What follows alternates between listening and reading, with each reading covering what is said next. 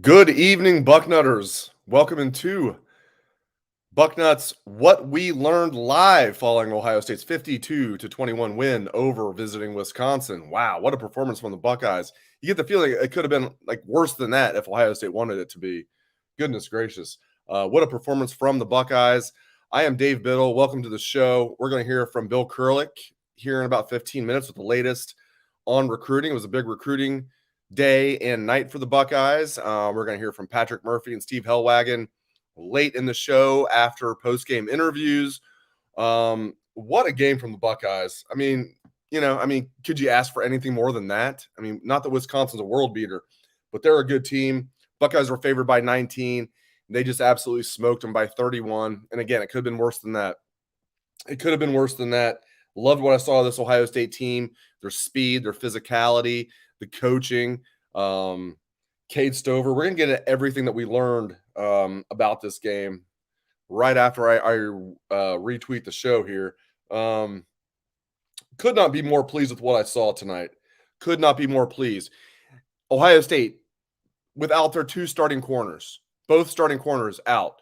Number one wide receiver, although when I put that on Twitter, number one wide receiver out, Jackson and Jigba, people are like, well, Marvin Harrison Jr. and Emeka Ibuka, I get it. But come on, Jackson Smith and Jigba, the school record receiving yards last year, we can call him the number one wide receiver.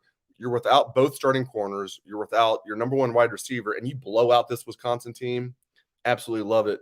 I love how I'm pointing at, the TV and again, I'm going to get to all your questions later. Don't fire in too many questions right now because I'm going to go in what we learned, and we'll get to questions later. But could not be happier with what I saw out of this Ohio State team. Again, so you got J.K. Johnson, redshirt freshman, and Jair Brown, true freshman, starting at corner. How about that? Absolutely love that. Buckeyes get the opening kickoff, pinned back at the 15-yard line. What do? 85 yards, 6 plays. Bam. Just like that, they just announced to Wisconsin, it's going to be a long night for you. And then you got Tanner McAllister with the interception. How about Tanner McAllister? Love what he's doing, bringing the wood. Hate to see the Wisconsin kid, the tight end, get hurt, but Tanner McAllister bringing the wood when he hits. That interception was huge. And then Cade Stover. Cade Stover looks like the best tight end that we've seen at Ohio State in forever. And I don't say that lightly because even though the stats haven't been there, think about some of the tight ends we've seen at Ohio State recently. Jeff Hireman was a third-round pick. Nick Vanette was a third-round pick. Both those guys were national champions too.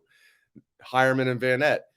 Jeremy Ruckert this past year, third-round pick. That's 3 third-round picks right there just since 2016, 2015. And then Luke Farrell, 5th-round pick. Okay, so 4 of Ohio State's tight ends, all the starting tight ends since 2012 have all been drafted.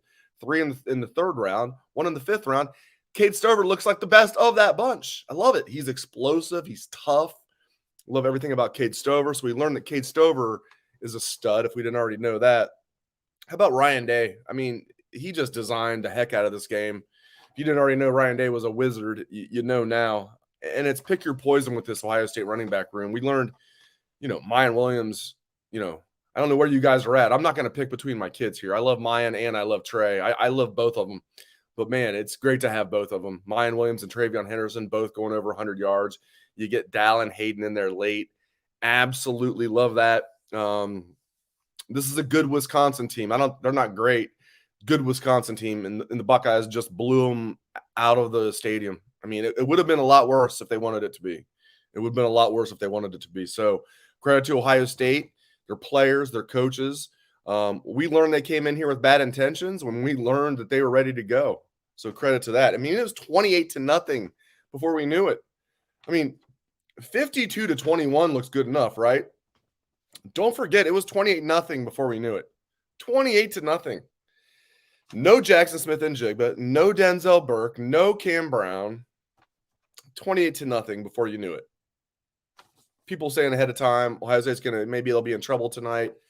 I think they were probably talking about Michigan was going to be in trouble. We learned one of the teams in the East looks like a beast, and one of the teams in the East that was said to be a beast, the latter's Michigan. They look okay. No, Maryland is a good team. There's no doubt about that. But man, Michigan looks overrated to me, for sure, for sure. Um, so yeah, I mean, I can't say enough about. I mean, how about Jim Knowles? Is this exactly what you wanted from Jim Knowles? It's exactly what I wanted.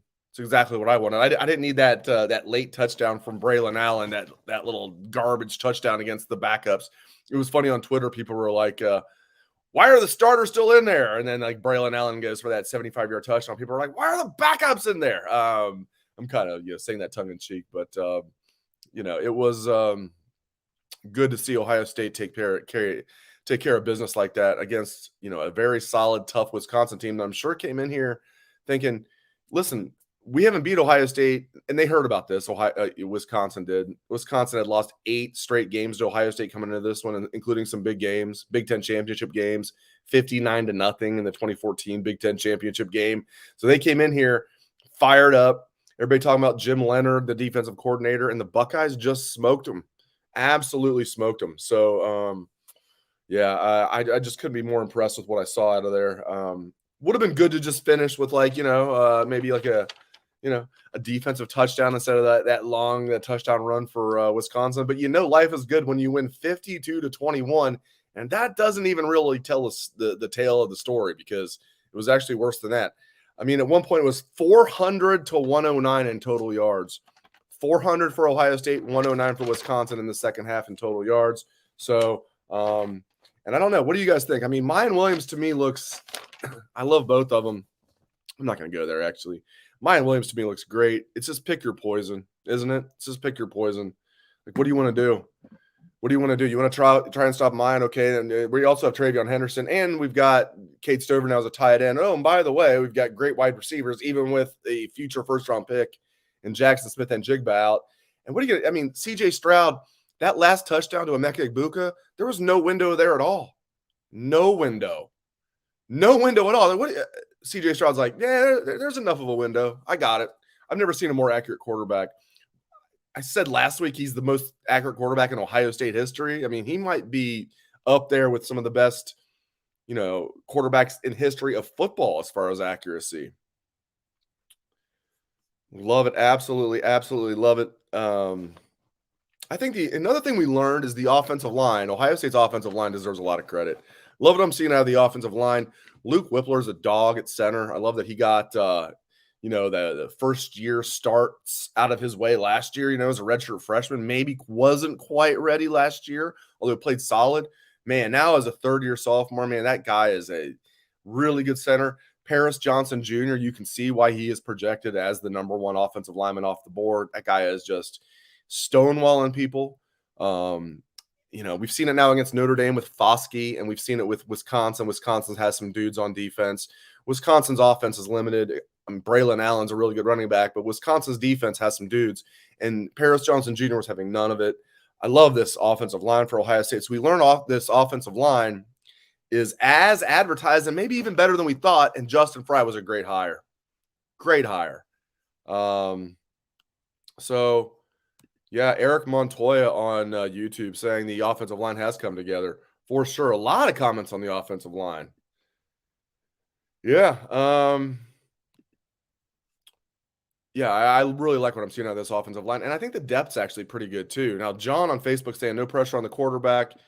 Yeah, I mean, exactly. I thought at first you meant like no pressure on Wisconsin's quarterback. I'm like, yeah, I see what you mean. Yeah, again, another comment on, CJ Stroud has a clean pocket, and CJ was doing a good job. He does a good job of when the few times there are is pressure on him, sliding in the pocket and doing what he needs to do. Really like there. Yeah, I know we have people talking about Cade Stover. How about Cade Stover? Who saw that coming? I'd be lying if I said I saw that coming. We have a lot of people saying he's going to be over 30 receptions. That's damn right. I mean, he's well over pace. And that's just for the regular season. He's over pace for 30 receptions. If they play 12 games, they'll play more than 12 games. Duncan on YouTube, is Iowa the toughest defense next? Yeah, I'd say so. Iowa has no offense. I know they beat Rutgers today. Michigan State doesn't look good. Iowa's the toughest defense next. Yeah, but that won't be a tough game. Wisconsin's better than Iowa, and Iowa's not good, and Wisconsin's not that good. People are mad. Some people are mad about them padding the stats late with that the starting running back being in there late in the fourth quarter. Yeah, I hear you. I mean, if you're Wisconsin, there you're getting embarrassed. Like you almost can understand if you're a Wisconsin fan. I hear you though. I didn't like it either. Cade Stover is a beast. Absolutely. I mean, he looks like an NFL tight end. This kid's going to play in the NFL for a long time. He can block. He's more athletic than people thought. He has good hands. He really worked on his hands. Like everything he catches, it's like he's not like, trapping it against his body. It's like, boom. Strong kid. Mr. Football in the state of Ohio. Had almost 2,000 rushing yards his senior year. And that was what he did on the side. He was a running back. He had like 170 tackles as a linebacker. Mr. Football for a reason. The runner-up for Mr. Football that year, Mayan Williams, which I think is pretty cool. Yeah, Fleming is showing his 5-star prowess, says Steven on YouTube. I agree with that. Benjamin on Facebook, talk about these young DBs. I love Jair Brown. I love that he got his first start. I mean, I didn't love the circumstances, but I'm going to tell if you guys have been watching Bucknuts Morning 5 or been, listening to our content on Bucknuts, Jair Brown's been a guy that has looked good to me since the spring. Enrolled early, a young man who played his high school football his last few years in the Cincinnati area at Lakota West, but actually born in Cincinnati, then really grew up in Louisiana and New Orleans and played a lot of football in New Orleans before coming back to Cincinnati. Jair Brown is a dude. He's a dog. I mean, I love seeing number 18 out there. I think he's a future star. Now, did he do anything great tonight? No, but he held his own. He held his own. And I like seeing J.K. Johnson out there too. How about that? A redshirt freshman and true freshman starting a corner. And Wisconsin couldn't do anything with it. Now, a lot of that's because Ohio State's defensive line and linebackers was completely just crashing the line of scrimmage. And Ohio State's D-line and linebackers destroyed Wisconsin's offensive line. And Wisconsin has a good offensive line. Is it like the best offensive line that we've seen from Wisconsin? No, it's not. We've seen much better. But still, Wisconsin has a good offensive line. And the Buckeyes front six, right? Should I say, since it's a back five? The Buckeyes front six destroyed that offensive line. With Knowles mixing it up, Eichenberg coming on that A-gap blitz here and there, sometimes faking the A-gap blitz, coming back. They didn't know it was coming. They did not know it was coming. This is what we love about Jim Knowles is he's going to mix it up. He's going to be aggressive. He's going to make you think, well, what's coming next? The offensive coordinator doesn't know. The quarterback doesn't know. The offensive line doesn't know. As he says, if you can just create a half a second of indecision, that's going to be bad news for the offense. It was bad news for Wisconsin's offense tonight. Bad news for Wisconsin offense. Yeah, Eric on Facebook, Tommy Eichenberg had a great game. Yeah, you can just put that on repeat. Put that on a loop. Tommy Eichenberg has a great game every game. Something happened in the Rose Bowl, and he's been a stud ever since. Best linebacker play we've seen at Ohio State since Raekwon McMillan. And dare I say better than that. And I don't say that lightly because Raekwon was a dude. We have Brandon asking, where did Burke go? Did he quit? No, I don't think he quit. There's something going on there, though. There's more to the story there. I'm not – we'll hear from Steve Hellwagon and Patrick Murphy later in the show after interviews. We'll get all that, stuff from the press conference. We're going to hear from Bill Kurelic here in a few minutes on recruiting. Very soon we'll hear from Bill Kurelic. I don't think Burke quit. I do not think Burke quit, but I think there was something going on. Did Burke get surgery on his hand? I don't know. We have somebody asking on YouTube a lot of questions about Denzel Burke. I don't know. I'll just be honest with you guys. I do not know. I would love to let you know. We'll find out, though. We will find out. We'll see what Ryan Day has to say about it. Obviously, something's up there. They said there was nothing to see when Burke came out. We're waiting for interviews on Wednesday after practice. Burke didn't practice, comes out in street clothes, and they say, oh, nothing to see here. It was just an excused absence, nothing to see here. Now, first of all, we knew there was more to the story. Second of all, if I'm Ohio State, I would have done the exact same thing. Why announce to Wisconsin that Burke is out? So I'm not mad at Ohio State for fibbing to us. I would have done the same thing. But they did fib to us. I'm cool with it. I just hope Burke's okay. Yeah. Brass Tacks on YouTube says we're paper thin at corner. Yeah. This is what we've been talking about. Like, I love the talent at corner, but listen, I mean, you got 9 scholarship linebackers. You got, if Parker Lewis would have been healthy, you'd have 3 scholarship kickers, and you've got 6 scholarship corners. Now 3 of them. All right, Bill Kurlic's in the house. 3 scholarship corners. We're gonna get to that more. 6 scholarship corners. 3 of them are healthy. We've got the dean in the house. Bill Kurelic, thank you for joining me, sir. Before we get to recruiting, your thoughts on this game? The Buckeyes were up 28-0 before we could blink. They blow out the Badgers. How about them Buckeyes? Well, as I tweeted out, I felt like this might be the Roberto Duran no moss time when it hit 28-0. That was just about as well as Ohio State, I think, can play. It was a great effort. They were totally overmatching Wisconsin, and you saw a team very ready to play. The stadium, I know, was tremendous, and just a great night for Ohio State football. All right, so what do we need to know about recruiting? Give me the overview, then we'll get into specifics. I know it's a lot of 2024 kids were here. I know a lot of Buckeye commits were here tonight. Give me the overview on recruiting, my friend. Keon Keeley. Is that good enough there, Dave? That's good. That is the name that everybody, and I've seen a couple questions already, and what I've seen is Keon Keeley's name coming up. So I don't joke too much when I say that.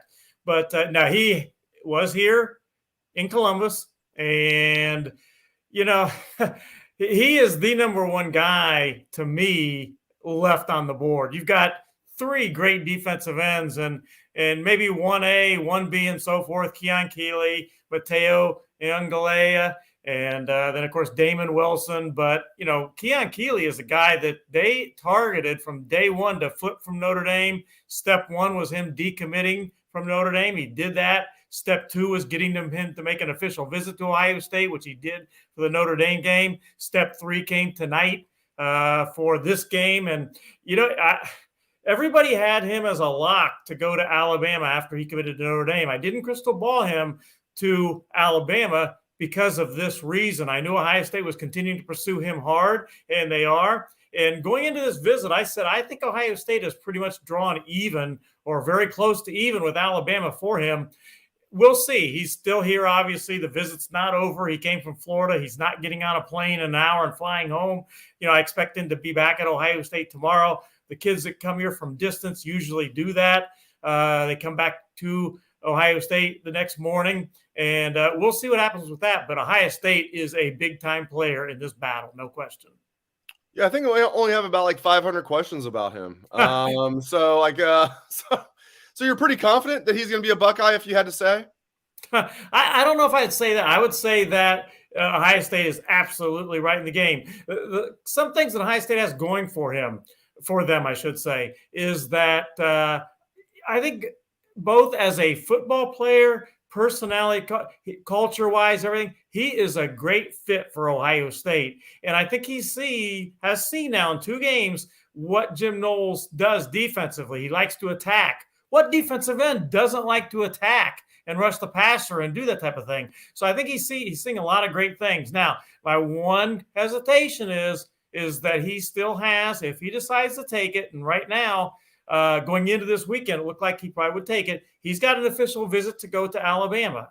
So, you know, we'll see. Does he go ahead and take that visit? And if he does, you know, that we'll see. Could maybe put them back in the driver's seat. But, you know, that is the biggest thing, or one of the biggest things I think Alabama has going for them. But Ohio State may be piling up enough points that they can win out anyhow. All right, let's get to a lot of questions for the Dean. All right, Rick on Facebook. Dean, was Charles Lester's visit on his own dime tonight? Yeah, absolutely. It has to be. He's a 2024 cornerback, and you cannot make an official visit if you were a junior. So any of the long list of outstanding juniors at this game tonight, Bryce West and Elias Rudolph, et cetera, any of them, they have to be on unofficial visits. Question about Jeremiah Smith from Jared. Was Jeremiah Smith at the shoe tonight? No, he's the wide receiver from Florida. Huge Ohio State target. I've crystal balled him to Ohio State. I did that really early. I continue to like that pick, but I don't know. I would see the rumors that he's going to be at Ohio State this weekend out on the internet, and I guess that's why you need to go to Bucknuts sometimes, because I had put, I had the information at least a week and a half ago that he wasn't going to be at Ohio State this weekend, and that is the case. Doesn't mean he's not interested. He's very interested. But some of the guys from that 7-on-7 team, South Florida Express, came up, including Carnell Tate, the wide receiver committed to Ohio State, Brandon Ennis. But Jeremiah Smith was not going to come up this weekend. How about Cade Stover, as we talked about? We have Jeremy on Facebook asking, with Stover looking like a beast out there, Dean, did we have any tight end recruits in the house tonight? I'll tell you what, I love watching Cade Stover do what he is doing. That kid was one of my favorite kids in the recruiting process. I got to know him really well. Off topic, a little story. My daughter was student teaching at Cade Stover's school. Lexington? Cade Stover was a senior, and I was talking to Cade, and Cade said, "Oh man, I got to go into her room then and say hello and everything." And that all happened as Cade and I got to know each other really well through the recruiting process. He when he's getting ready to commit, he said, "Hey, Mr. Kurelic," he's a very polite young man. He said, "Hey, Mr. Kurelic, I'm going to commit." He gave me the whole story and everything. So I love seeing what Cade is doing. And as far as tight ends, Demarion Witten from Glenville, I assume he was there, and I have not actually seen him, but was supposed to be there. And I know Bryce West was there. They're of course teammates, so I assume Demarion Witten was in the house. I'll have more information on that on Bucknuts first thing in the morning, or maybe later tonight. But yeah, he'd be one to keep in mind. All right, a couple more. We'll get you out of here. This is again Brass Tacks on YouTube. Bill, any corner prospects show up tonight? No, we already mentioned a couple, including Bryce West, who is the number 1 2024 kid in Ohio, prospect in Ohio, and he's a great player, great young man, and he was in the house tonight. And he's another guy that I've had crystal ball to Ohio State for a long time. He's not going to make a decision anytime soon, but boy, I sure like Ohio State's chances. In fact, I love Ohio State's chances of landing him when he does make his decision. And, an interesting player from Georgia that was at Ohio State right now, he's a corner, Josiah Abdullah, a 2025 corner that's got some really good offers so far. Not from Ohio State yet, but I guess I wouldn't be shocked if he would perhaps go home with an offer from Ohio State tomorrow. And he was very excited. He messaged me when he got to Ohio State and was about to go in the Woody Hayes facility, and he was very excited about being here in Columbus. All right, Rick on YouTube. Bill, how's the interest of Caden McDonald from his perspective on a scale of 1 to 10 for Ohio State? Oh, Rick, that's a great question. The big guy is one of the top defensive tackles left on Ohio State's board. They don't have to get another defensive tackle because they have Will Smith, and they also have Jason Moore committed, who could play defensive tackle, could play defensive end, depending on what happens with the big 3 defensive ends. But they are very interested in Caden McDonald. It'll be interesting to see how his visit turns out. I think going into this visit, maybe Clemson perhaps had a slight edge, but Ohio State gets these guys on their visits, and things tend to sometimes change. We have somebody saying they would love a seat at the table with the Dean and Jack Park. Two of my favorite guys, by the way. Okay, one more. We'll get you out of here. Tight end, Thurman's already committed to Ohio State. Ryan on YouTube wants to know, will Thurman, the tight end recruit, stick with Ohio State, Bill? Yeah, Ryan, I really think he will. Auburn has been trying to flip him. Right, I don't see that happening. I'm not saying it's impossible, because Auburn's going to continue to recruit him till the end. He's got some friends. He's got one of his good friends that's committed to Auburn. He's got some other friends that are considering Auburn, all those guys, guys from the same school, went to the Auburn-Penn State game. And, that might be the best thing for Ohio State to have one of their commitments go to see Auburn when Penn State is beating them badly. But in any event, I really feel good about Jelani Thurman sticking with Ohio State and signing with the Buckeyes. And he has a tremendously high ceiling. He to me reminds me of a guy that could maybe be like a David Njoku for the Browns now, that was a number one draft choice. I think he's got a tremendously high ceiling. His dad played in the NFL. His mom played in the WNBA. So those are pretty good bloodlines there. Of course, you got to mention your guy David Njoku after his big game against the Steelers. Yeah, that he finally started earning his $13-14 million contract. I guess he did have a heck of a game. He looked good. He did look good. You look good. You sound good. You always have great information. Thank you so much. We'll let you go. Get to bed, my friend, or get back to work. Whatever. I don't even know if you sleep. I don't even know if you sleep. But thank you so much. I'm glad your Guardians look like they're gonna win their division and go to the playoffs. Happy for you there. Magic number, Dave, is now 1. Are you now? I mean, are you good? I mean, I hear they even have people are calling them the guards. I heard that for the first time. Go Guards. Are you there yet? Are you still Indians, or is it are you? I'm still the Indians. I've said that for 60 years, but I will say, with all their comeback wins, I can at least maybe call them the Guardiac Kids. Maybe. Oh, I see that. There you go. We're mixing the Browns of the early 80s with your Cleveland Guardians. There you go. I love it. Oh, you're the man. Thank you so much to the Dean. Appreciate you, my friend. Thank you so much. He is the Dean. Thank you, sir. Thanks for having me on, Dave. Have a good rest of your work evening. Oh, you too, my friend. Thank you very much. A lot of people saying thank you. Thank you to the Dean. Thanks again to Bill Kurelic. Appreciate it, my friend. Take care. All right, how about that? The Dean stopping by. Love that. Absolutely love that. We'll hear from Steve Hellwagon. We'll hear from Patrick Murphy after Ryan Day's press conference, and the rest of Ryan Day's press conference going on right now.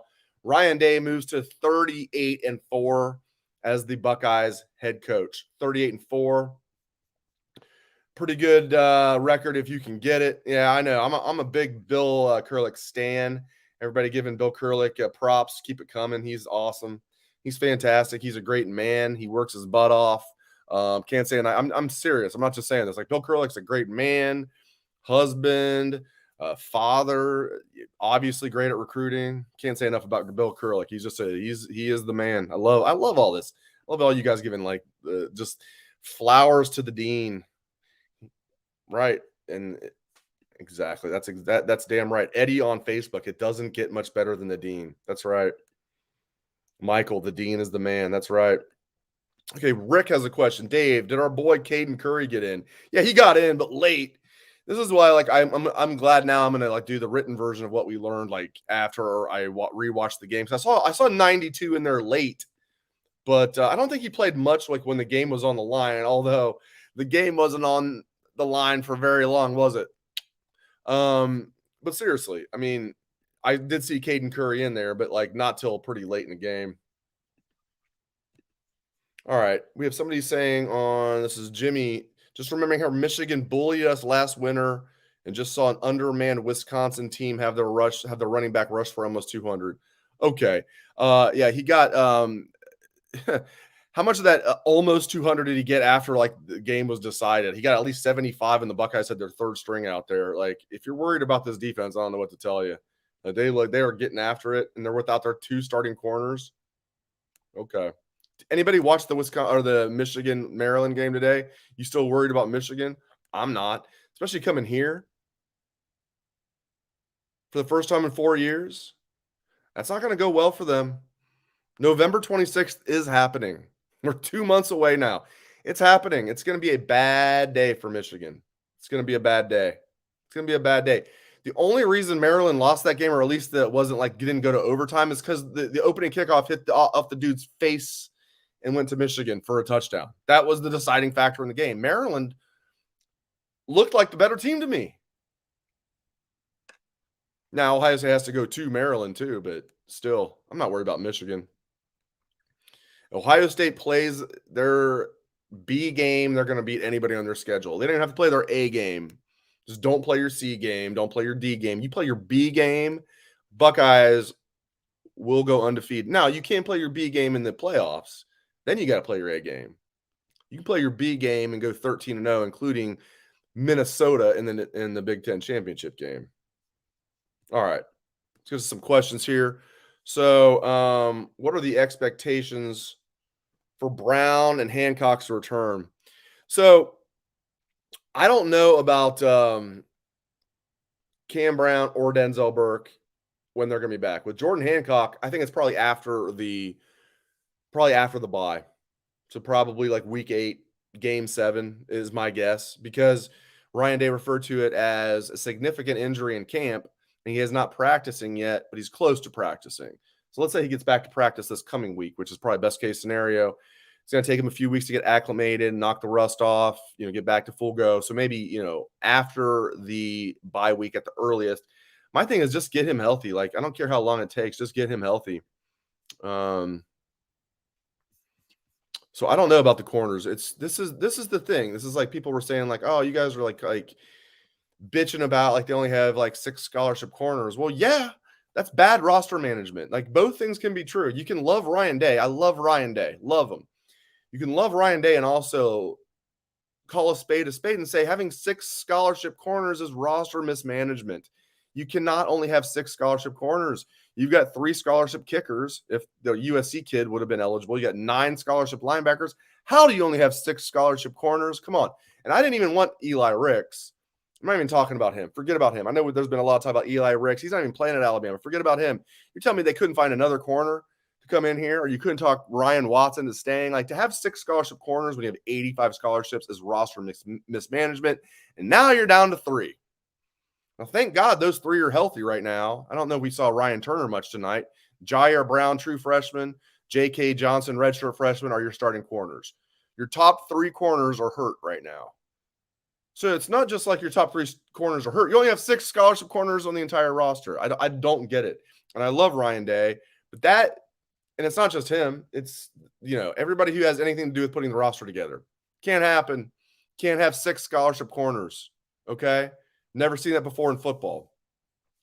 Especially when you have 9 scholarship linebackers, some of which I don't even know why are even still on the team. And you only play 2 like linebackers at a time. And I know you only play 2 corners at a time, but sometimes you're playing 3 corners. I don't know. I don't get it at all how you're going to have 9 scholarship linebackers, 3 scholarship kickers. You only have like 6 scholarship corners. But overall, this Ohio State team is loaded. I absolutely love where they're at. CJ Stroud is your Heisman favorite for a reason. He had that one bad interception. We're all like, oh, how did that even happen? Like, he's not perfect, but love what I'm seeing out of CJ Stroud overall. So what is it now? So it's like, 16 touchdowns, 1 interception on the year. Heisman favorite for a reason. Let's get some more questions here. Gino on Facebook, how much did Mike Hall Jr. play today? He played. They rotated him. It looked like he was on a pitch count to me, Gino, but he definitely played. Brandon on Facebook, do I think Ransom will be back next week? It's so hard to tell because they don't let us know about injuries, and I wouldn't either. Like, why are you going to tell the media? Because then you're going to tell your opponent. They're playing Rutgers next week, so they'll be fine. Matt on YouTube, what was my opinion on how the D-line played? I thought that they did a good job winning the battle of the line of scrimmage. I mean, they didn't, have a lot of great plays or anything like that, but I thought they got after it pretty good. I thought that, this is a good Wisconsin offensive line, and Ohio State stymied them. I mean, again, it was 28-0 before we could look. I think after that, it was kind of like Ohio State was just kind of keeping stuff in front of them. I think you have to look early in this game how Ohio State just got after them. So I liked how the defensive line played overall. Are they getting all the sacks that we want and all the glamorous plays? No, but I love what I'm seeing out of this defense. Speaking of which, Ben on YouTube, Ben saying, I guess Knowles answered the question about the 4-2-5 defense against the run. That's damn right. That's the thing. It's here's the thing about his 4.25. Here's the thing. Here's the thing about the 4.25. Like, yeah, there's 5 DBs out there, but 3 of them are safeties who bring the wood. I mean, these safeties are coming with bad intentions. That's the way Knowles coaches them. He's not trying to like play like a 4.25 or they're like, playing like a prevent. So yeah, I said Rutgers next week. Yeah. Rutgers next week. Do I have that right? It is Rutgers next week, right? I believe it is. Yeah. Do I think the D line is rotating too much? You know what? I'm okay with it tonight. Now, against like in super, super, super big games, like when the Michigan game comes around, I definitely want to see less of a rotation. And Ryan Day's talked about that too. So, yeah, I mean, I do want to see a little bit less of a rotation, but they've got a lot of talent on that D line. Larry Johnson likes to keep him fresh. Although that doesn't really mesh with Jim Knowles' philosophy. Jim Knowles' philosophy is you're a starter for a reason. Mickey Marotti is the best strength coach in the country for a reason. If that's the philosophy in the back 7, why is that not the philosophy for the defensive line? I love it. Matthew on YouTube. The best thing about 4-0, the chance to go 5-0. That's exactly right. That's exactly right. Wow, Northwestern lost to Miami, Ohio. Yeah, not the Hurricanes. Northwestern's pattern under Pat Fitzgerald has been good, bad, good, bad, good, bad. Instead, this last couple years is bad, bad, bad last year, bad this year. They won their opener over there in Ireland, and they've been bad since then. Matthew on YouTube saying Tommy Eichenberg will be an All-American linebacker. I agree with that. I mean, he's been a revelation. I thought last year he was a liability for most of the year, but now we know that was mostly scheme, coaching. And even with that scheme and coaching, something clicked for him in the Rose Bowl, and he's been a dude ever since. Tommy Eichenberg, all of the props to him. David on YouTube saying Tommy Eichenberg continues to feed me crow, and I'm glad to eat it. Probably the most improved player I've seen at Ohio State in my 45 years as a fan. David, you're not alone. I was like, I don't know if he's really like Ohio State caliber linebacker. Now I'm talking about him as like, this is like as good of linebacker plays I've seen in a long time. I love it. And it helps that he's got a coach in Jim Knowles that knows how to coach him. Like, Tommy's moving around, doing a little bit of everything. He's a sure tackler. He's more athletic than I think we give him credit for. And a lot of times he's coming through that A gap on a blitz and coming fast and times it so well. His instincts are good, and Knowles knows when to call it, and he just disrupts everything. Love that. I mean, you could not have started a game any better than that. John Crystal Ross on Facebook saying, man, I just want to say how we started that game tonight, how he loves how we started that game tonight. Exactly. I mean, it's 28-0 before we could even blink. And it wasn't like it was like they were just giving them. I mean, that Mertz to McAllister interception was a gift, but like overall, it was just Ohio State just taking it to them. And Wisconsin came in here fired up. Hearing, Ohio State's beat you 8 straight times. How about that 59-0 game? By the way, I mean, I loved Herb Street, but like, did you guys hear like Herbie tonight say something like, man, like this is like the worst like Wisconsin's ever been beaten by Ohio State or something. He's something to that effect. It's like, yeah, except that Big Ten championship game where they lost 59-0 to Ohio State. Other than that little minor detail, but I loved, Herbie did a good job tonight, and it's cool seeing his son out there, and really cool stuff with that. All right, questions about Michigan. Yeah, I watched that whole game. Rift of, I don't even know, like Cygnus from YouTube was not impressed with that team up north today. Do they suck, or is Maryland for real? Michigan does not suck. They don't suck, but they're not the number 4 team in the nation. They're a good team. Michigan's a very good team, but Maryland's got a really good offense, really good. Tunga Vailoa had a bad interception, but he's a very good quarterback. And Maryland's the only team in the Big Ten with all 5 starters back on their O-line. They've got a big, good offensive line. 2 guys are going to be NFL picks. They've got 4 good wide receivers. They've got 2 good running backs. Maryland's offense is for real. Now, their defense, I don't think, nothing to write home about there, or even email home about. Like, there's nothing, you don't even want to text home about Maryland's defense. It's okay. They've got some athletes, but Maryland's offense is for real. But I also think Michigan was exposed to some degree today. They hadn't played anybody with a pulse. There's 131 teams in FBS. 131 teams in FBS. Michigan coming in today had the 131st schedule in the country, the easiest schedule in the country. Okay, out there playing Colorado State, Hawaii, and whoever they played last week. Who did they play last week? Was it man? I can't remember now.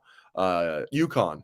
Played UConn. So the easiest schedule in the country coming in. 131 out of 131. First time they got punched in the mouth. Maryland led them 13-10.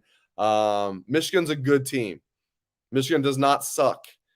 And Maryland doesn't suck. But Michigan's not as good as some people thought. They came in here with the easiest schedule in the country, and Maryland gave them everything that they could handle at home in Ann Arbor. Michigan favored by 17. They win that game by 7. Jeremy on Facebook. Does anyone else think Emeka is the best wide receiver? Love this dude. I mean, I love him too. But, I also love Marvin Harrison Jr. I love both of them. And then when JSN gets healthy, let's hope he gets healthy. This is exactly what I was talking about with playing him in the Toledo game. I mean, this is not hindsight's 2020 because we talked about this on, 2 weeks ago on the show. Well, should they play him if he's healthy against Toledo? It's well, he's got to knock the rust off and everything. Jackson Smith-Njigba does not need to knock any rust off. He'll be fine. What you don't need to do is re-injure your hamstring because that's the most easiest injury in the world to re-injure. Anything you know about, you don't need to be a physician to know that. Just following sports. What injury lingers more than anything else? Hammies. And then what does he do? He immediately re-injures it. So I don't know why he played last week, but anyway, Emeka Egbuka is fantastic. So is Marvin Harrison Jr. They got to get JSN back. They don't need JSN back to beat Iowa or Rutgers, but they need JSN back to win the national championship. Rest him. Get that hammy 100%, or at least as close to it. You don't need to rush him back. Okay, they're going to be just fine against these teams on their schedule. I mean, maybe even rest him till the Michigan game. I don't even care. I'm sure that's not what he wants to do, but Mike is saying never take that school up north for granted. I agree. I mean, I've seen so many things happen in this rivalry. I will say this, though. Ohio State is not going to take them. This team, with what happened last year in Ann Arbor, it doesn't even matter what we say, what I say, what anybody says. The coaches and players, I don't even think most of the players, if any of the players even really hated Michigan going into last year's game. They disliked them. They said they hated them. They hate them now. They're going to be fired up. Michigan took it to them last year. So we, of course, don't take Michigan for granted. Trust me, Ohio State's going to be so fired up going to that game. And where's that game at? Oh, yeah, it's right here for the first time in 4 years. It's going to be a bad day for Michigan. I'm telling you. Duncan on YouTube says he's more worried about Maryland than Michigan after today. I don't know if I'd go that far, but Maryland's offense is legit, man. They are legit. Tunga Vailoa looks like a legit, he'll be an NFL quarterback, a little smaller than his brother, but he's a dog. He can run it. I mean, he's tough. He's got a good arm.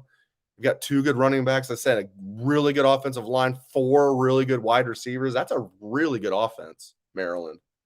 But here's the thing. Maryland's defense against Ohio State's offense, good luck keeping up with them for 60 minutes.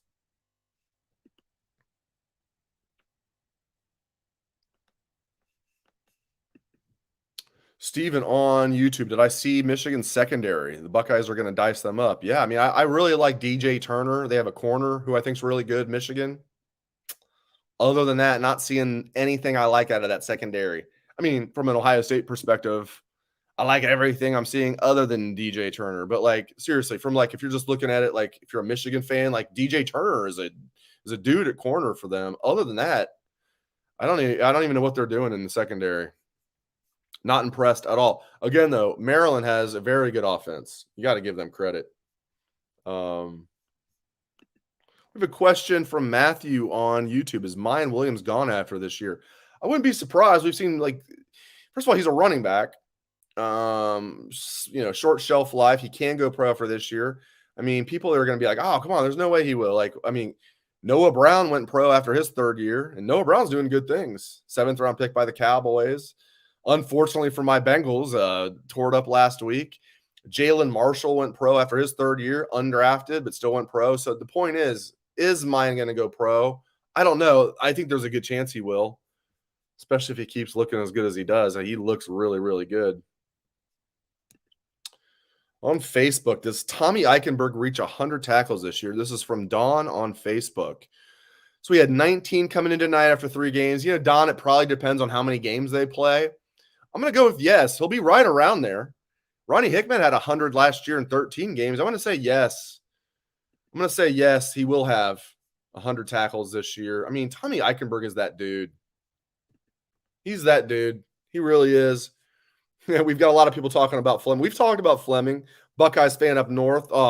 Enemy territory. Buckeyes fan up north on YouTube saying, don't forget to mention Julian Fleming. We've talked about Julian Fleming. He played very well. How about that catch where he caught it? Kind of looked like he was going down, put his hand on the ground, like boom, and then went right around. That Wisconsin defender who's a good defender. That was like, oh, okay, that's number 1 wide receiver in the country type stuff right there.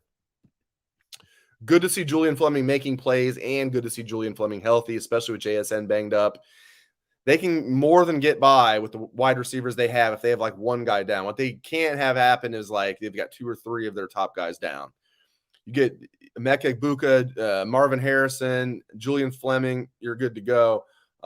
Even without Jackson Smith-Njigba, which is crazy. We're talking they lost 2 first-round picks, Garrett Wilson and Chris Olave, and the other stud is JSN. I'm sitting there saying, they'll be okay as long as like those other guys don't get hurt. But it's real. I mean, Emeka Egbuka is a stud, Marvin Harrison Jr. is a stud, and Julian Fleming is on that path.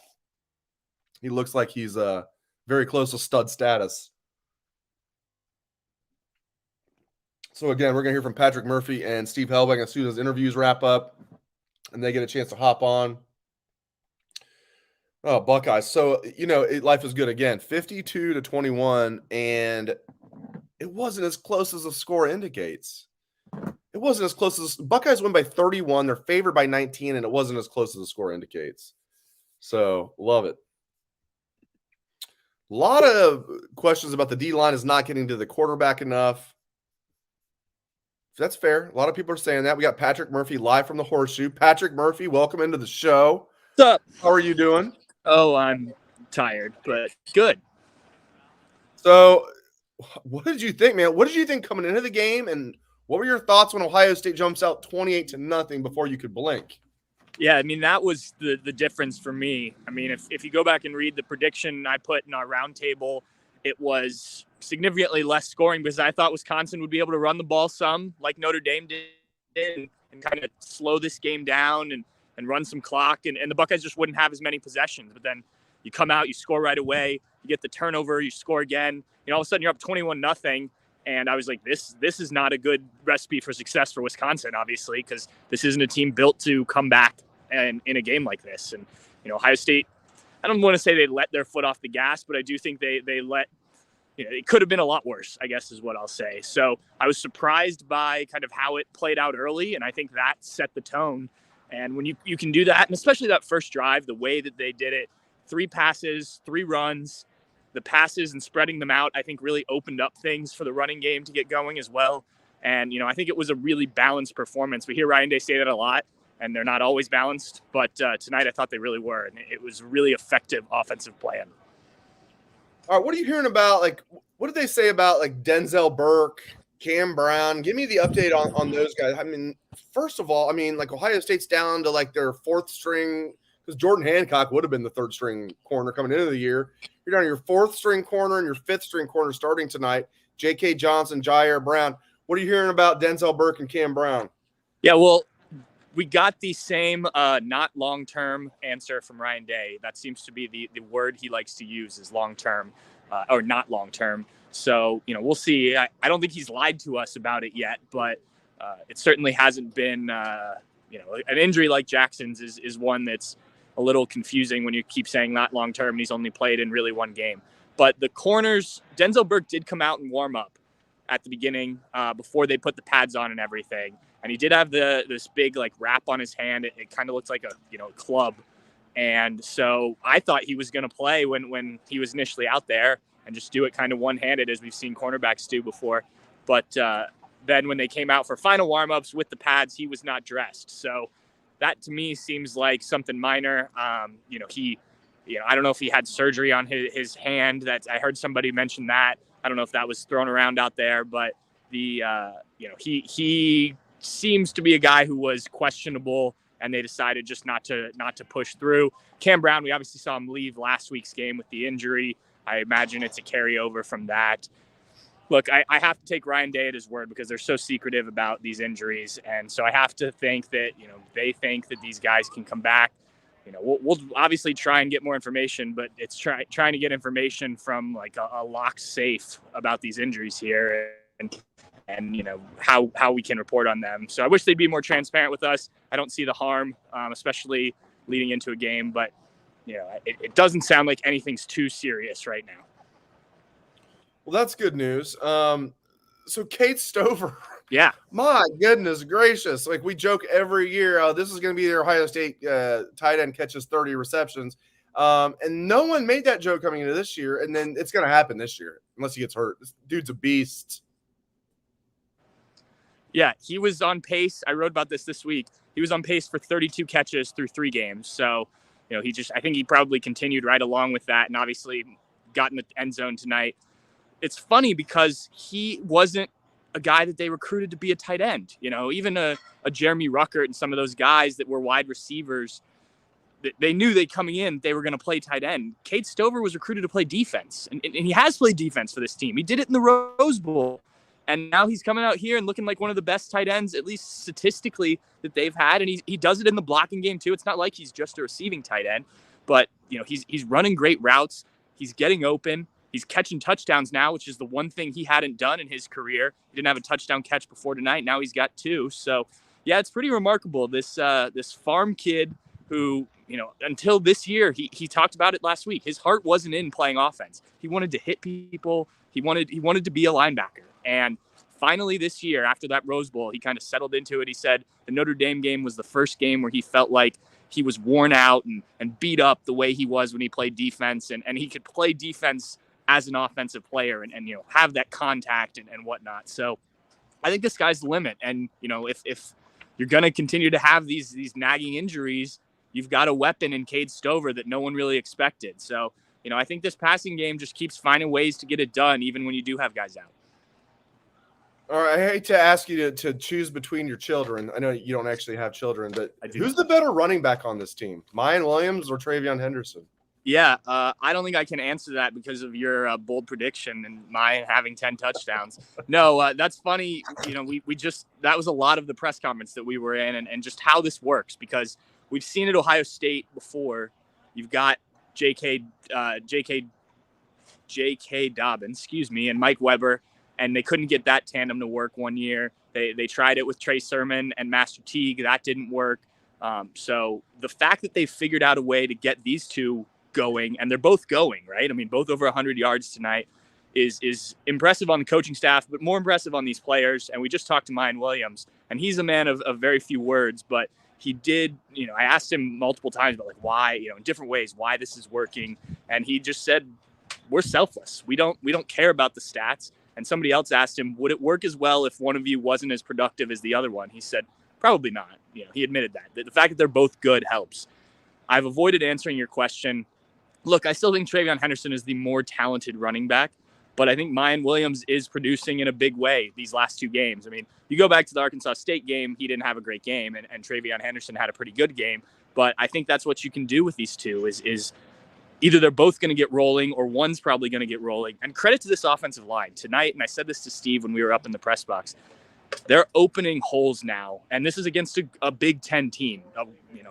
We'll see what Wisconsin ends up being this year, but this isn't a non-conference cupcake game. They were opening big holes for these guys to run in, and that makes it easy for any running back, and I don't want to take anything away, but I think the offensive line deserves mention there. Great minds think alike. You and David Stewart on YouTube saying the way Justin Fry has his own O-line looking. Top O-line recruit should be looking harder at Ohio State.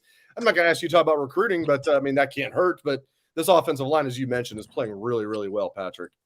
Yeah, absolutely. And that was the one thing that I was still looking for from this group because we knew they could well, it's a different group last year, but they pass protected really well. And then to start this year, CJ Stroud has tons of time. I mean, every once in a while he has to scramble, but it's very infrequently. But now they are moving the defensive linemen back and giving the running backs holes to run through. It's not the dancing around in the backfield that we saw at some points last year, even a little bit at points earlier this year. But I think that was kind of the next step for this offensive line. I think, as mentioned, Justin Fry has done a really good job. I think it's interesting. Ryan Day said this a couple weeks ago that Justin Fry, because of what he did at UCLA, because he wasn't just an offensive line coach, he sees it from a more wide perspective, in terms of across the whole field, offense as a whole, and not just the 5 guys as an offensive line, which is what a lot of offensive line coaches focus on. And so I think, that kind of bigger picture ability to coach helps everybody involved, not just the offensive lineman. So if you're a Buckeye fan, we have the pessimistic Buckeye. Sure. Living up to his name, saying we have a problem at corner. We will get exposed here soon. I mean, are there any quarterbacks on the schedule that are going to expose Ohio State? What do you think about that comment from the pessimistic Buckeye that there's a big problem at corner and the Buckeyes will get exposed soon? Yeah, I mean, right now with the depth issues that they have, I can certainly understand why that's a concern. And, I think when they're fully healthy, they're pretty good. Denzel Burke's had a couple miscues. Cameron Brown got beat early last week, but I think they are pretty good all in all. The depth is a concern, and we knew that going into the year. Only 6 scholarship cornerbacks, 2 of them are true freshmen, and one of them had to start today. So I do think that that's a little bit of an issue. If you look at the schedule, though, I mean, who is going to throw all over this defense? Is it going to be Talia Tagovailoa at Maryland, maybe? I mean, he had a good game today against Michigan. He's a solid quarterback in the Big Ten. Maybe Penn State when they get to them, if they've gone to Drew Aller, because I don't think Sean Clifford is going to throw all over this defense. Michigan State didn't look impressive today. They're not throwing the ball well. So, not to say that it isn't an issue. I just don't see, while these guys may be out, where they're going to get exposed. Any quarterback could hit on a play. We've seen that happen already, but I just don't see where it's now. If they're still banged up going into the college football playoff, if they make it to that, yeah, then maybe you're going to have some issues if you're facing a Alabama or somebody like that. But I think you can worry about that when you get there. I'm not too concerned about what's going to happen that far off in the future. Last thing, I'll get you out of here on this. Anything else from the press conference that stood out? Like anything that you haven't touched on that you feel like Buckeye fans need to know about from the press conference, or just anything from the game that you need to get out there? It was funny. CJ Stroud, or Ryan Day, got asked about, CJ Stroud's high standard and the fact that a game like today, not a great game for him. And CJ was standing off to the side when this was asked. So he got brought up again when CJ took the podium. And, he said, look, I'm not perfect. And he took blame for that interception that he threw, even though Ryan Day said he just shouldn't have had him throwing it. He should have run the ball and gotten to the locker room. But I think it is really interesting with CJ because obviously the numbers he can put up, and we saw it last week, are ridiculous. And it's a bad day at the office for him, and he threw for 5 touchdowns. I mean, he threw a pick, yeah, and it was completion percentage wasn't great. He didn't throw for 400 yards, but he threw 5 touchdowns against what I think is a pretty good Wisconsin defense. They didn't look good today, and maybe they're not as good as we thought, but I do like what Jim Leonhard does. So I think that is something to point out. I don't know if there was anything else from the press conference. I just think this defense in general is just really impressive. And I thought tonight, obviously they give up the one play at the end, but really they only had one drive because some of the starters came in even when Wisconsin or some of their starters were out, when Wisconsin was driving on that second touchdown. So I'm just really impressed with what they were able to do. I thought tonight was a big test going up against this Wisconsin offensive line and how they would handle it. And we did see some 3 linebacker sets, but it wasn't a ton. And Jim Knowles was right. They could stop the run for the most part with the setup, that 4-2-5 that he wants to do. So, I just really like the way they change things, the different looks they give offenses. I think that, this is what you want from Jim Knowles, and they're just getting better. I think they're getting better every week. And, by the end of the season, this could be a really good defense. And if you mix that with a really good offense, and, they did it tonight without their top 3 cornerbacks probably. And overall, they did it without their top 3 cornerbacks. and their top wide receiver. I think he's still their top wide receiver, but these other receivers are really good. So, it's hard to judge where Jackson Smith-Njigba sits right now. Well, it's not hard to judge where you sit right now. You are standing at the Horseshoe. Get back to work, my friend. Thank you for your insights live from Ohio Stadium. He is Patrick Murphy. Thank you, my friend. Appreciate your insights. Yeah, I'll tell Steve to hurry up. I will. We'll talk to you soon. All right. Thanks, man.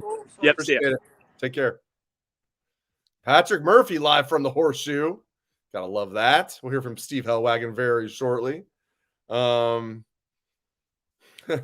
Somebody asking is Matthew saying, Dave, does Garrett Wilson carve up our Bengals tomorrow? I mean, I wouldn't rule it out, right? I mean, people are talking about no Lathan Ransom tonight. I know that's another one that's just like a little bit of head scratcher there.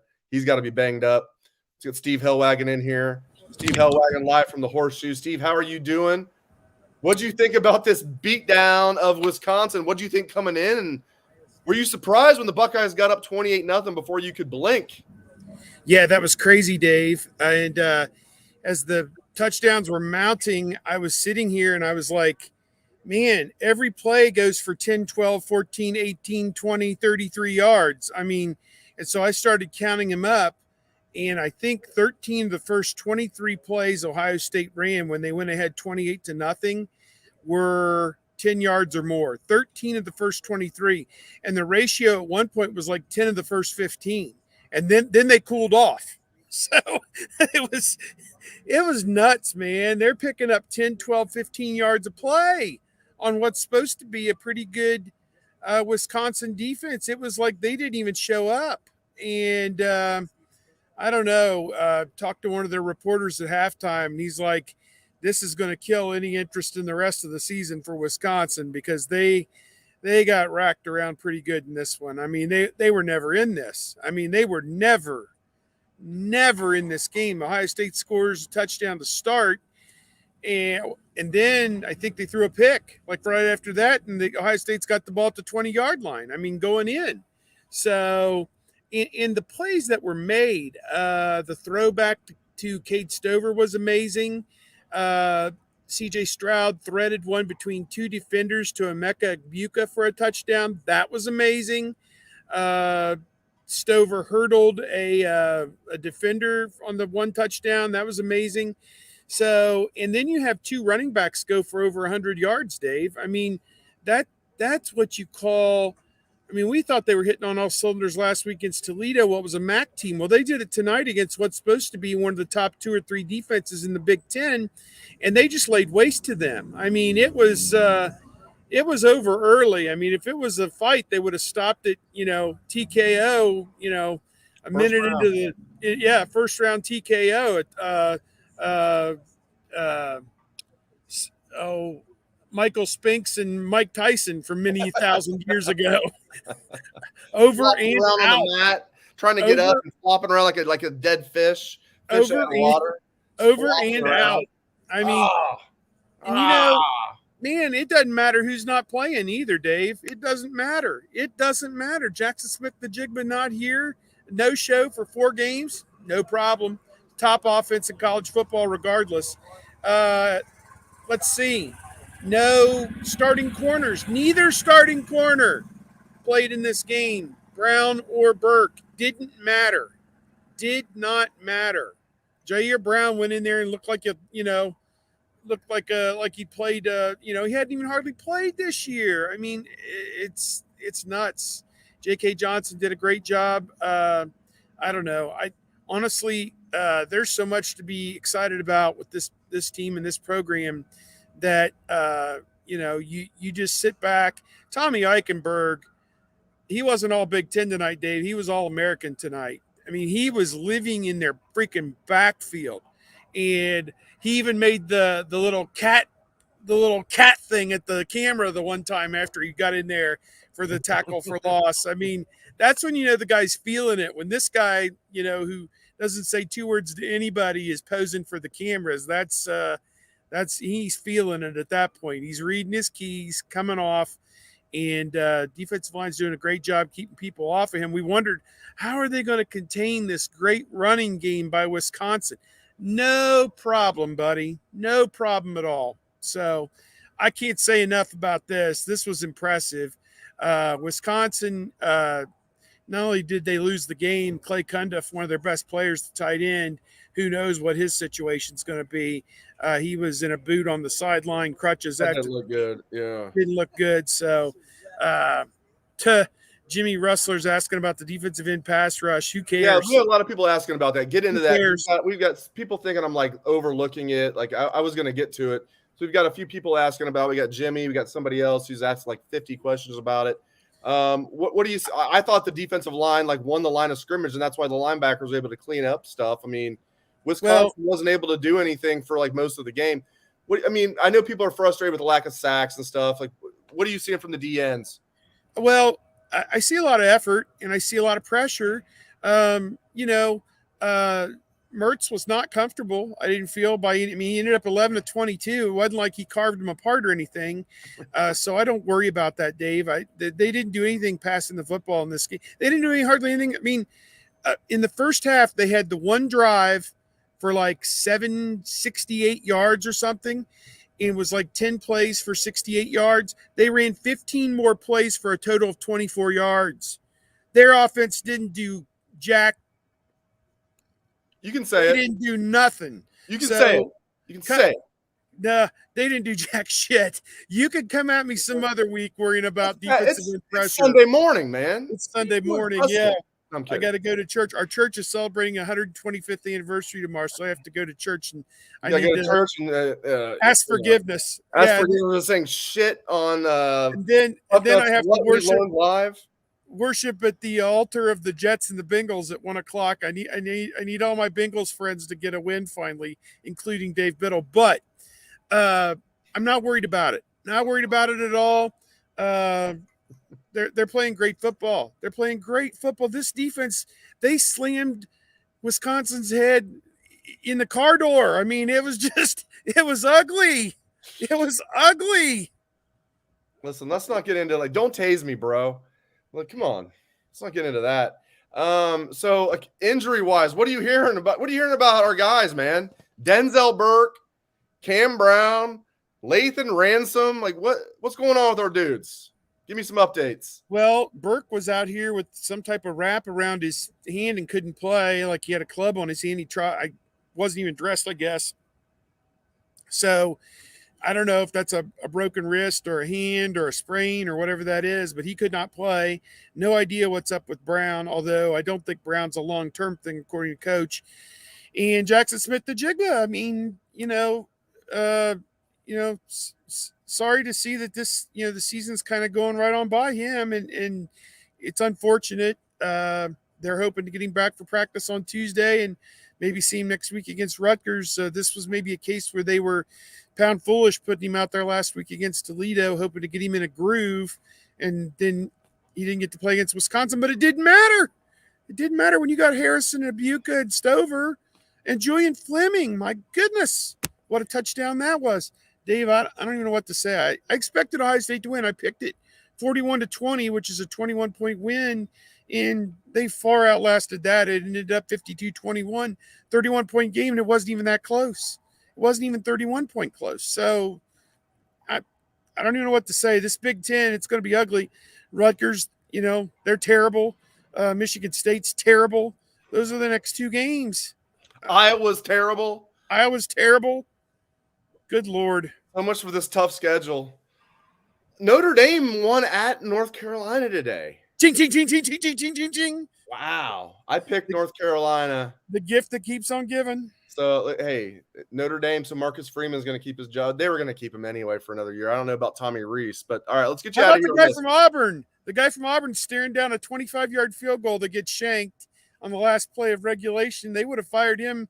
He would have got the guy at Arizona State, the Herm treatment. The athletic director and president would have been right down there on the field at Jordan Hare saying, "Hey, bro, gotta go.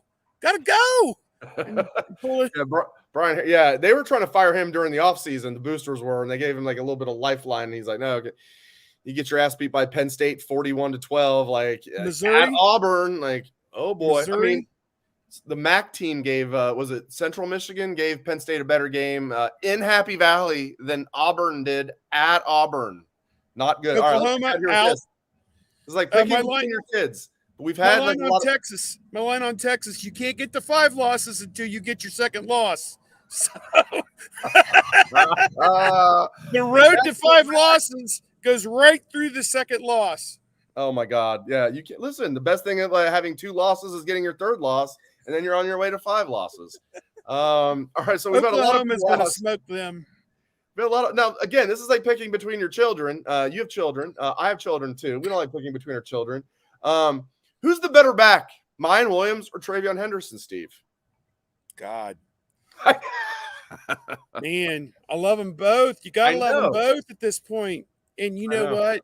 Coach said it perfectly. It's a long season. You need them both. And, man, they're both in a groove right now. He said Travion Henderson had so much energy in the pregame tonight that it rubbed off on the entire team, that he was raring, ready to go. He ran hard from the beginning. As we said, those first 2-3 drives, he was picking up 10 and 12-yard chunks. I mean, boom, boom, boom, boom. You know, you write down first down, then you got to write down first down again. And then you got to write down first down again. They put up the 3rd down conversions. Like, 3rd down, hell, they hardly run any 2nd down plays. They were terrible on 3rd down because they only had like 3 of them the entire night. I mean, Jesus criminy. There you go. Now you won't get in trouble in church for saying that. There you go. No, I'm good on that. Good job. All right, let's get you out of here, Steve. I appreciate you, man. All right. Steve Hellwagon live from the Horseshoe. Thank you, sir. Enjoy the rest of your Sunday morning. Appreciate you hopping on here. Bucknuts. No more night games. No more freaking night games. I'm done with the night games. 3:30. Hopefully this is the last one. I bet there'll be one more. Last one here, I think. I don't think they're gonna have another one here. At least there won't be one at Penn State either, so that's good. No. All right, thank you, Steve. Appreciate it, my friend. All right, bud. You. See you soon. Thank you. Great stuff out of Steve Hellwagon. A lot of thank yous to Steve out there from Rick and others. Yes, thank you, Steve. Absolutely love that. People are like, no more night games. I know most of the fans like it. It's funny to hear from like one of the fans saying, please no more night games. Like, from a reporter's perspective, yeah, please no more night games. I also host a radio show here in Columbus at 9 a.m. every Sunday. Yeah, 9 a.m. That's coming. That's coming soon. 9 a.m. to 11 a.m. every Sunday here, 97.1 The Fan here in Columbus. So not a huge fan of the night games, but I mean, the atmosphere was good tonight. I'm usually not a fan of the alternate uniforms, but I kind of liked them tonight. I'll be clear about it. Once a year, as you guys know, if you've heard me talk about this, I'm fine with it once a year for a game like this. I just don't want to see the alternate uniforms against Michigan. Like, Ohio State's got one of the best uniforms. Again, once a year, that's cool. Tonight, fine. Have the blackout. All good.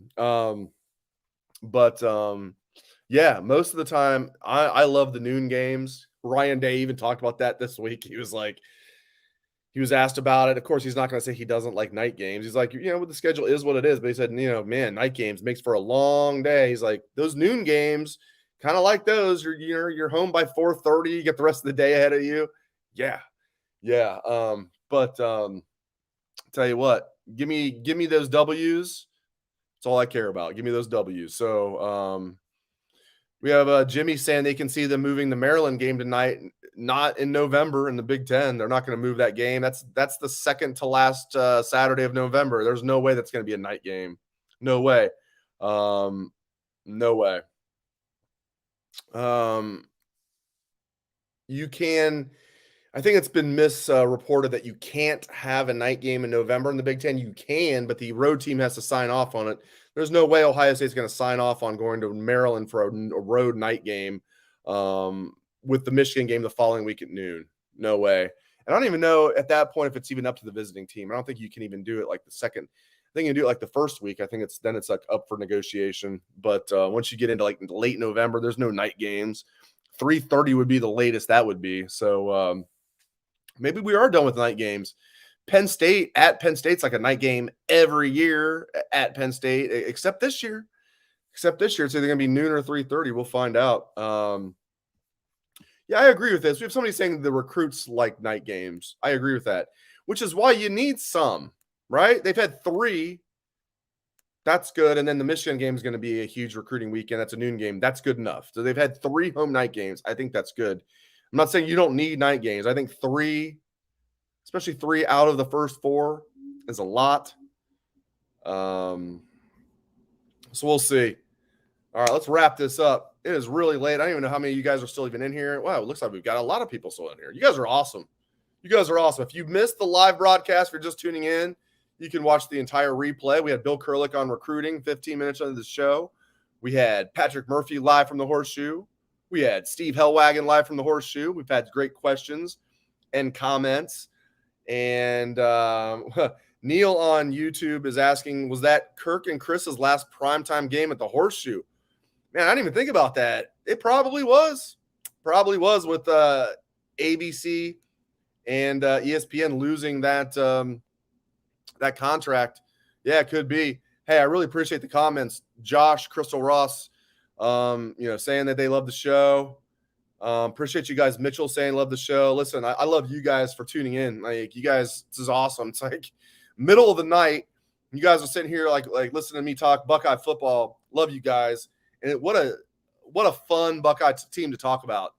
We don't know what's going to happen, but I love this roster. I love this coaching staff. I love the way they're playing, and they're getting better each week. Toledo was an offensive clinic, 7 touchdowns in their first 7 possessions. Tonight, it's going to be a tough game. Before you knew it, 28-0. Wisconsin was buried, and you look at their sidelines, they are like bewildered. Like, enjoy it. And you don't need to just soak it in right now. And just this whole season, this is going to be a fun year. This is going to be a really, really, really fun year. It already is. And we're only, 1/3 of the way through the regular season. Then you get the Big Ten championship game, then the college football playoff. Man, this is a lot of fun. A lot of fun. Appreciate all the nice comments, all the questions. You guys are really, really, really cool. Appreciate all of the stuff out there. Yeah. Take it away, best damn band in the land. Yeah, how about that? Last thing. How about Ohio Stadium doing jump around there at the end of the third quarter?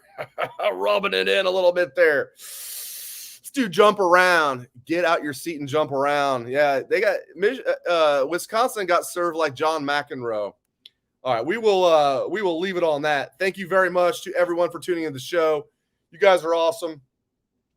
Hope everyone has a great rest of your Sunday morning and a great rest of your weekend. What a win for the Buckeyes tonight.